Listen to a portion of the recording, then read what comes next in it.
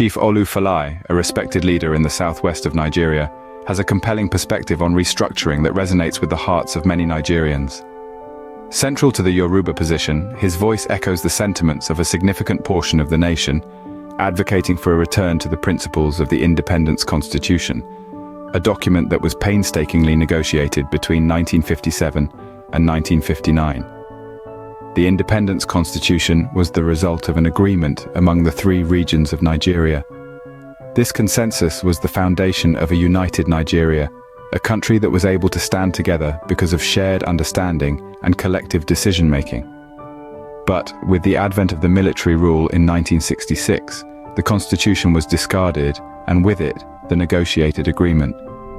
The military didn't just throw away a constitution, they discarded a political consensus, a pact that was the very bedrock of our unity.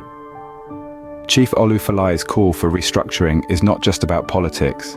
It's about history. It's about honoring the memory of our past leaders and their vision for a united country.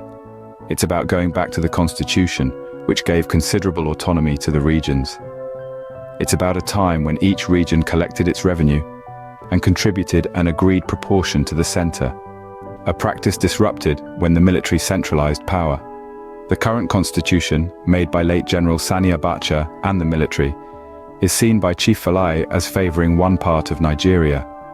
His call for restructuring is a call to return to a constitution that reflects the interests of all of Nigeria.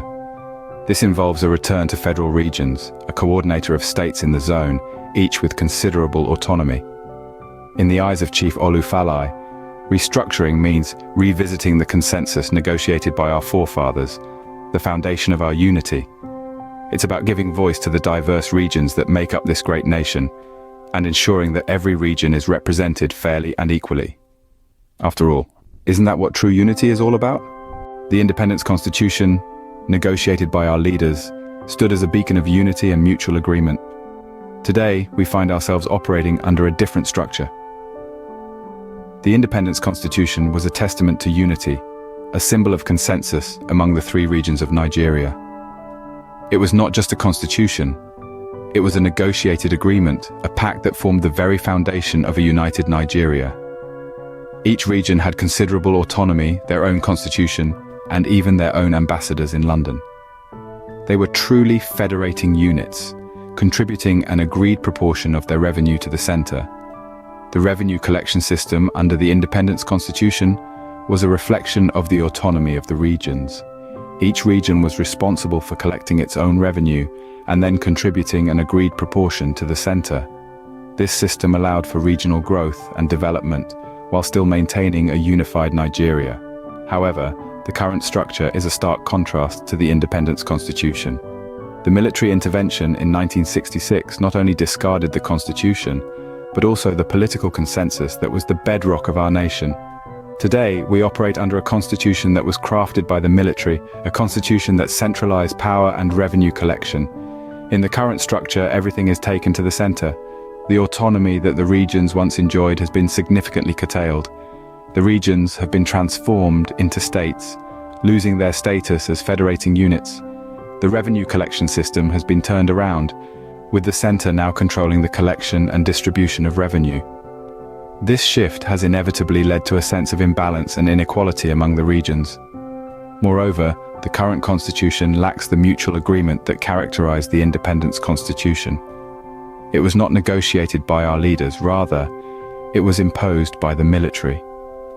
This imposition has led to a sense of disconnect and discontent among many Nigerians, who feel that the constitution does not truly represent them or their interests.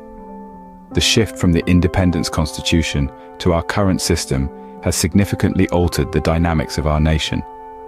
The considerable autonomy that the regions once enjoyed has been replaced by centralization. The revenue collection system has been turned on its head, leading to a sense of imbalance and discontent. The mutual agreement and consensus that were the hallmarks of the Independence Constitution have been replaced by imposition. This shift has led many Nigerians to yearn for restructuring, to return to a system that respects regional autonomy, that has a fair and balanced revenue collection system, and that is based on mutual agreement and consensus.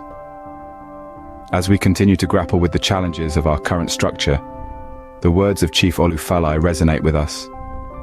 Let us restructure and go back to what all of us agreed before. The shift from the independence constitution to our current system has significantly altered the dynamics of our nation, leading many to yearn for restructuring. Chief Olu Falae, a visionary, holds a hopeful gaze towards the future of Nigeria.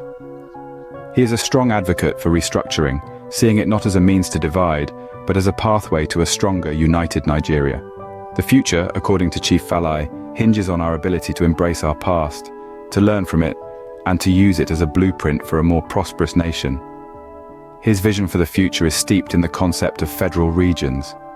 These are not the regions of old with overarching powers, but a new structure where each region serves as a coordinator of the states within its zone. This, he believes, is the essence of restructuring, a return to a system that allows for regional autonomy, yet fosters unity and cooperation. Chief Falae's concept of federal regions is not a call for segregation, but a plea for a system that respects the diversity and unique needs of each region. It's a system where each region has the freedom to grow, to innovate, and to contribute significantly to the national discourse. The future Chief Falae envisions is one where each region is given the tools and the autonomy to solve its unique challenges. It's a future where the strength of one region contributes to the strength of the whole. A future where each state within a region and each region within the federation works together in harmony towards a common goal, the advancement of Nigeria. For Chief Falae, the path to this future starts with restructuring. It starts with a return to a time when regions had considerable autonomy, when they had their own constitutions, and when they had the ability to contribute to the national discourse in meaningful ways. To quote Chief Olu Falae, "Let us restructure and go back to what all of us agreed before." That is the meaning of restructuring, and the regions would have a considerable autonomy as they used to have.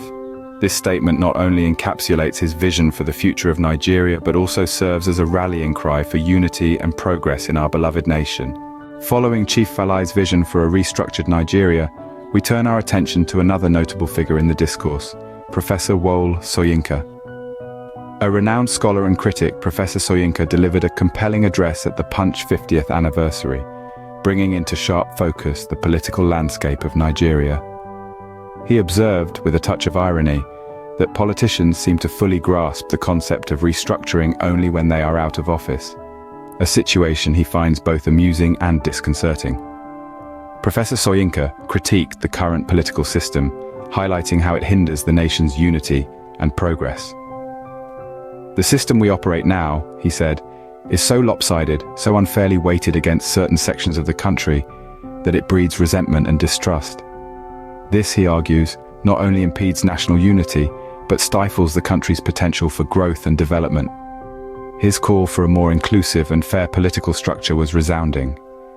"It is time," he said, "for us to sit down, discuss, and create a political structure that is equitable, that respects the diversity of our nation, and that gives each region a fair chance at progress."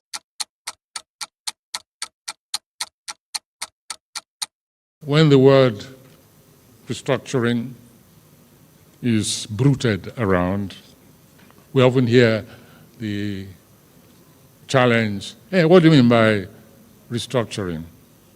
Well, I don't even like the word restructuring. I prefer the expressions like reconfiguration, decentralization. Everybody can grasp that. Decentralization. And those who lead us, they recognize the necessity of it. They recognize the importance, almost the inevitability of it, until they get in power. Yes, that's the difference. Until they get in power. Construction, reconfiguration, decentralization, all this is necessary in order to maximize development. So reconstruction, decentralization is not a slogan. And it is time that we stopped the pretend decentralization conferences, which have been proved to be mere distractions, especially by those who have a different agenda in mind, such as third term agenda, It does not mean that nothing of value has come out of some of the conferences we've had in the past. No. So the tomes are there. People have worked at proposals in spite of even knowing that they've been brought together for a charade. I can tell you about even my own Oba, one of our Obas there, close to me in Ogun State. He came to me and said, it's going to happen, it's going to happen. And we've nominated you to go and represent us. I said, where? He's going nowhere. He came back later, I said, you were right. I said, proper wayo. He said, they wasted our time. He said, they fed us well, they gave us allowances. He said, but it was all a waste of time. It's about time, I think, that this nation, that leaders stop taking this nation for a ride. We must decentralize. Security, has become a bugbear. From all corners of the nation, that is the cry. Decentralize, simply so that government can come closer to the people and productivity can really be manifested as a product of citizens, not simply as a manna from heaven. That is the attitude that obtains at the moment. So that, yes, I know that the fear is one of collapse, breakup. That has been the excuse being given by several regimes. But suppose the nation is breaking up informally. In other words, as a fact, rather than as theory. Then hadn't you better just address this, come straight on and see exactly what happens? What is wrong with genuine representatives sitting down and saying, this should be the protocols of association.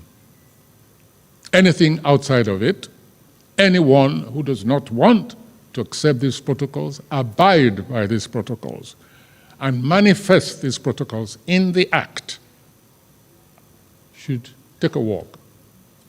I have no problem at all with even what is known as a nation, beginning as a vast football field and ending up as a ping-pong table. If that is going to restore dignity to citizens, if that is going to guarantee 3 square meals a day, then so be it. One of my favorite expressions, which people say is extreme, is, let nations die, that humanity may live.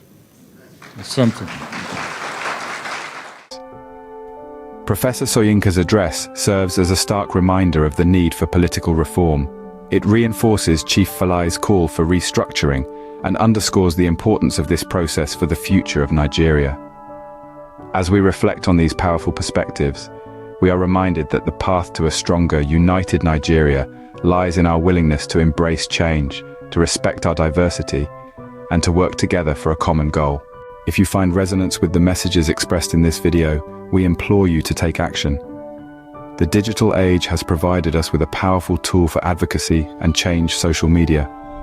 By subscribing to our channel, liking and sharing this video, you can help amplify the voices of Chief Falae and Professor Soyinka. This simple act of digital solidarity can reach the corridors of power and influence the authorities to consider this urgent call for restructuring. Remember, a more progressive Nigeria is not just a dream of our esteemed leaders, it is a collective aspiration. Each click, each share, each discussion you engage in brings us a step closer to this goal. The power to effect change is at our fingertips. Let's use it wisely and advance the cause for a fairer, more inclusive Nigeria.